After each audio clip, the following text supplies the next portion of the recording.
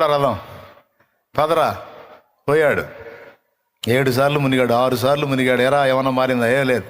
1 2 3 4 5 6 7 7వసారి మునిగి లేచేసరికి ఆ కుష్ఠరోగం అంతా పోయి పసిపిల్లవాని దేహము వలె నయమాను దేహం మారిపోయింది. అప్పుడు ఆలోచనలో పడరే నింది ఇంత మూర్ఖం పని చేశాను నేను. దైవజనుడు చెప్పిన మాట చేయకుండా, దైవజనుడు చెప్పిన మాటకి విధేయత చూపకుండా, దైవజనుడి మీద నేను కోపగించుకొని దైవజనుడికే నా ప్రతాపం చూపించాలనుకున్నాను.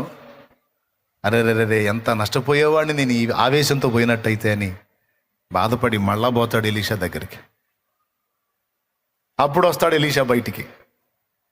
కార్యం జరగకముందు రాడు, లోపలే ఉంటాడు. కార్యం జరిగిన తర్వాత బయటకు వచ్చి నిలబడితే అప్పుడు, అయ్యా స్వస్థత పొందాను, అయ్యా మీకోసం ఇదిగో తెచ్చాను.